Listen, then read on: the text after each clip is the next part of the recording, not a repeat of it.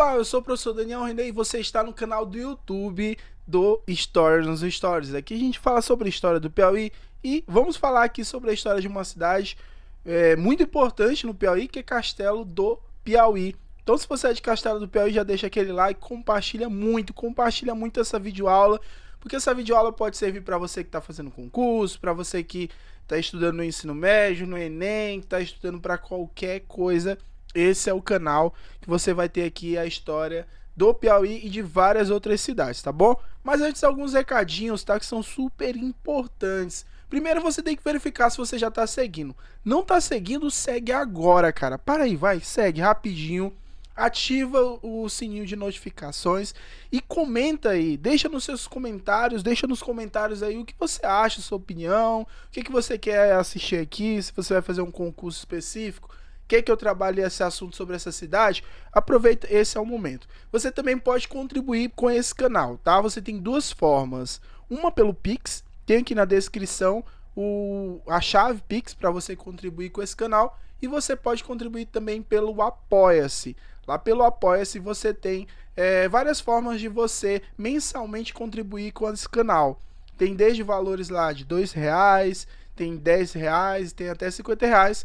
Fique à vontade, tá? Lá no Apoia-se a gente tem um apoiador, né? Você pode ser o segundo apoiador e toda vez que tiver um apoiador eu vou colocar aqui nos nossos vídeos os nomes dos nossos apoiadores. Já vou colocar aqui na tela o nosso primeiro apoiador, tá? Muito obrigado, Francisco. É de grande valia, é muito importante. É um valor que eu considero importante nesse degrau desse projeto, porque eu quero ampliar, quero comprar novos equipamentos, então isso ajuda bastante, tá? Então, se você tiver aí, se você puder contribuir, fica aqui o meu apelo, tá? Mas se você passar no concurso, depois volta aqui, fala comigo, diz assim: oi, René, passei, obrigado, deixa aquela mensagem, tá?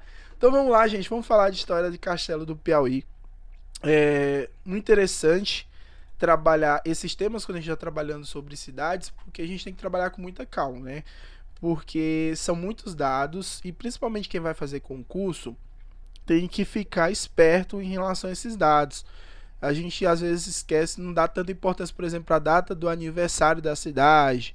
E essas datas, elas são importantes porque elas têm relação também com os fatos históricos. Esse slide aqui, eu separei em tópicos, né, esses tópicos sobre o território de Castelo do Piauí. Primeiro, Castelo do Piauí é um município brasileiro do estado do Piauí. Localiza-se na microrregião de Campo Maior, mesorregião do centro-norte piauiense. Então aqui para você que é de fora do Piauí, você se localizar, aqui é Teresina, aqui bem próximo aqui é Teresina, e a gente está falando de Castelo do Piauí, mais próximo da fronteira com o Ceará, tá? Então deixa eu colocar aqui num lugarzinho aqui melhorzinho aqui minha imagem, tá? E eu separei por tópico para a gente falar cada um desses tópicos. E facilita assim cronologicamente para a gente trabalhar a história de Castelo do Piauí. Primeiramente, o território de Castelo do Piauí, antigo Rancho dos Patos, pertenceu ali à freguesia de Santo Antônio do Surubim, hoje cidade de Campo Maior. Então, naquele momento era o seguinte: existiam as principais vilas no Piauí, né? As principais vilas, a gente pode citar aqui Oeiras, Campo Maior. A gente vai falar de Marvão e você vai entender por que eu estou falando de Marvão, né? Mas existiam esses principais tópicos, essas principais vilas, né? Esses pontos que eram importantes dentro dessa construção do que era ali o Piauí colonial. Lembrando que o Piauí ele fazia parte desse projeto colonizador dos portugueses. Aqui a gente vai falar também sobre os holandeses, mas a gente vai trabalhar isso de forma cronológica, tá? Ela foi elevada à condição de freguesia com o nome de Nossa Senhora do Desterro em 27 de novembro de 1742, tá? Então a gente está falando do século XVIII, através de uma visita efetuada pelo Bispo do Maranhão. Naquela época o Bispo do Maranhão era o Dom Emanuel da Cruz. Outro ponto importante também para a organização dessas cidades era uma carta régia, né? Carta régia era um documento real. E essa carta régia, datada de 19 de junho de 1761, o povoado Rancho dos Patos foi elevado à categoria de vila. Então você tem ali um povoado, isso aconteceu com boa parte das cidades do Piauí, por exemplo, Vila da Mocha, depois Oeiras, no caso aqui Rancho dos Patos foi elevado à categoria de vila. cuja instalação ocorreu em 13 de setembro de 1762, agora com o nome de Marvão. Então você vai encontrar, até nas videoaulas que eu trabalho aqui sobre a história do Piauí, eu falo em alguns momentos sobre a Vila de Marvão. E a Vila de Marvão é Castelo do Piauí. E não foi, na época, até colocaram o castelo, né? Mas não era permitido, dentro da legislação em vigor naquela época, ter nomes parecidos de cidades, né? De vilas, né? Então por isso que eles colocaram Marvão. Depois eles vão alterar isso, mas a gente vai falar isso mais à frente. E aí eu vou falar o número do decreto, que parece muito burocrático tudo isso, mas é importante só para que a gente possa datar, né? Trabalhar com o tempo aqui, com a cronologia. Então o decreto republicano número 20, né? O 20º decreto de 22 de março de 1890. Depois você vai ter um decreto getulista em 1942 e finalmente passa ao nome, né, a receber o nome de Castelo do Piauí em 8 de outubro de 1948. Os princípios da história de Castelo do Piauí remonta à época do Brasil holandês, e aqui é muito interessante porque a gente fala sobre Brasil, sobre a colonização portuguesa, mas a gente tem que falar também sobre o Nordeste holandês. E aí, Renê, mas o que foi esse Nordeste holandês? Faz muito tempo que eu estudei história, não estou lembrando bem. Mas vamos lá. Primeiro você tem que lembrar da União Ibérica. O que foi essa União Ibérica, Renê? A União Ibérica foi a união do governo da Espanha com o governo de Portugal. E nesse momento que o trono português ficou vago, e aí a coroa espanhola acabou anexando aos seus domínios Portugal.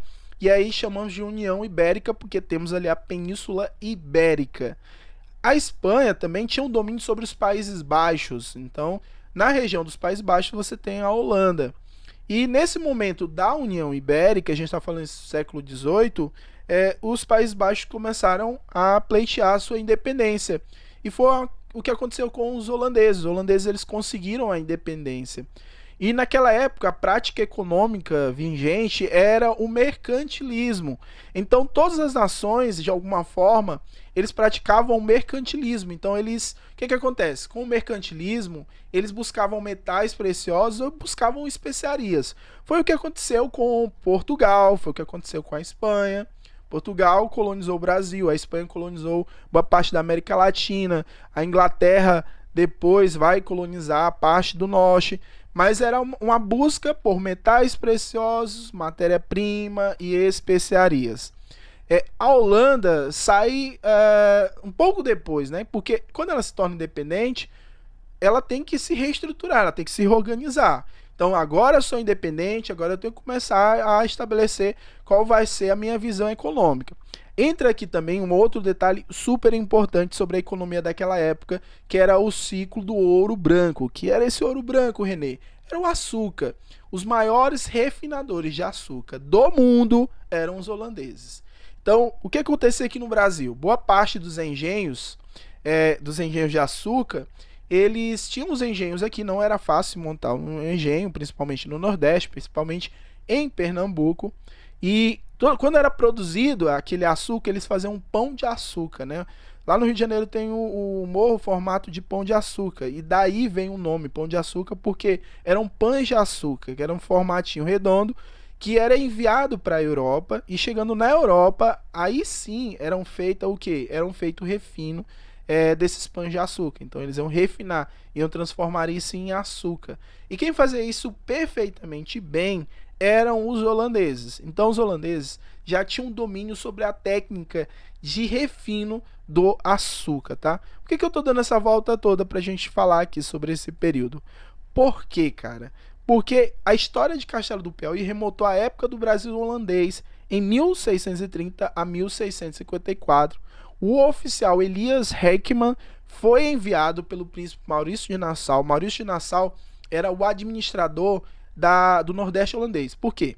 Os holandeses eles tiveram pelo menos uma primeira tentativa de invasão aqui no Brasil, e essa primeira tentativa foi em Salvador, foi na Bahia. Essa primeira tentativa ela não deu certo, ela foi frustrada. Os portugueses conseguiram expulsar os holandeses daqui, mas a segunda tentativa em Pernambuco deu certo. E a partir do momento em que os holandeses começaram a se instalar no Nordeste, até com a ajuda de Calabar, que é um dos personagens muito importantes da história do Brasil, porque ele foi colocado como alguém que traiu a coroa portuguesa. Os holandeses eles conseguem estabelecer uma administração holandesa no Brasil.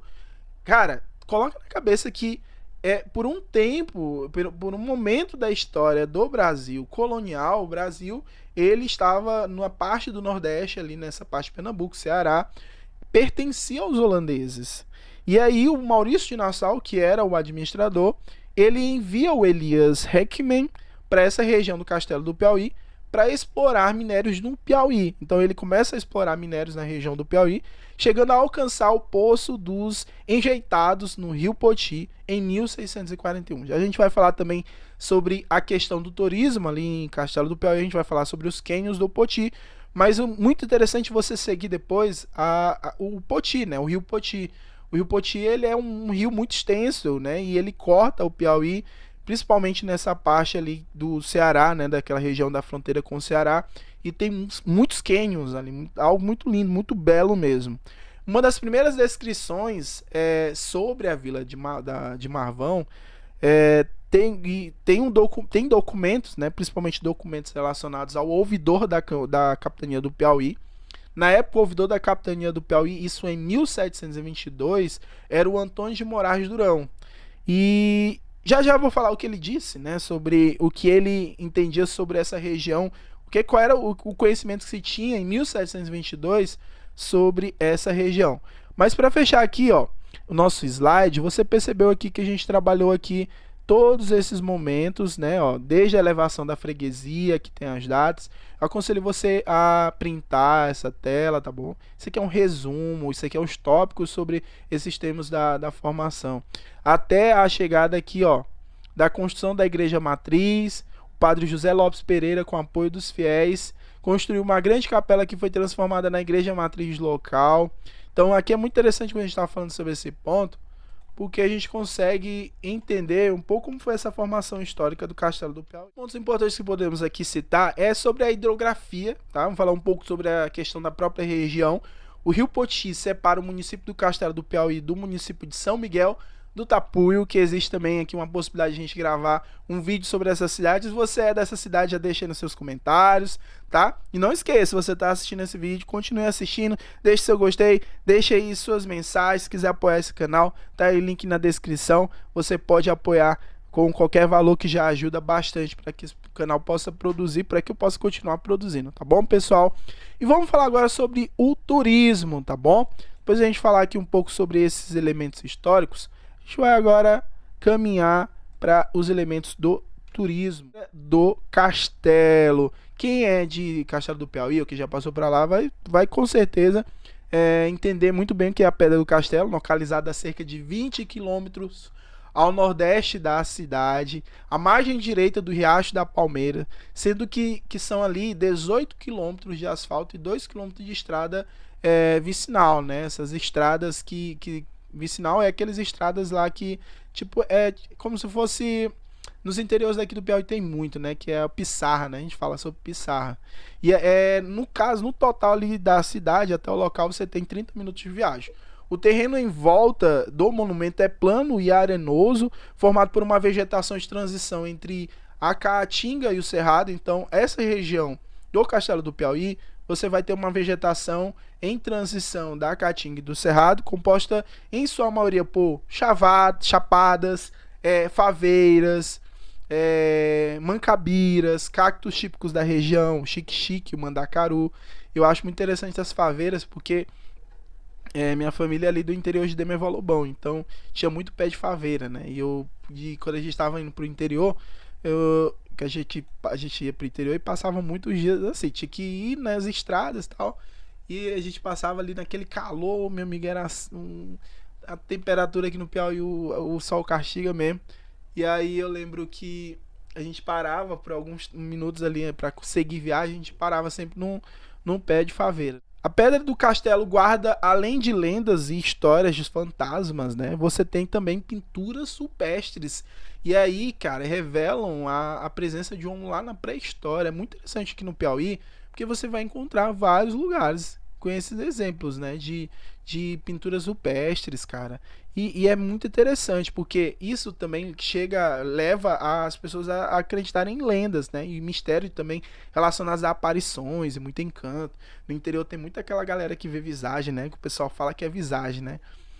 Morria de medo quando era criança, quando eu ia pro interior, porque todo mundo ficava falando que lá perto de um lago que tinha lá no meu interior, lá em Demerval Lobão, tinha uma mulher de branco que ia pegar as pessoas. Então tem isso, a galera fica com medo mesmo, cara. E assim, a Pedra do Castelo, situada no Parque Municipal de igual nome, no município do Castelo do Piauí, distante 190 quilômetros de Teresina, capital piauiense.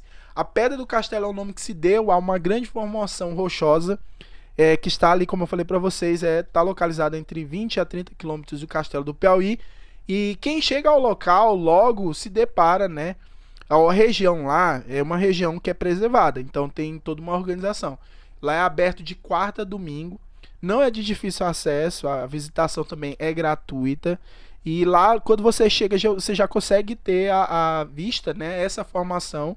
E aí, cara, é um castelo? Não é bem um castelo, assim. A gente vai falar, você pode falar assim, cara, é um castelo, mas lembra um castelo. Você tem que assim aflorar a sua imaginação.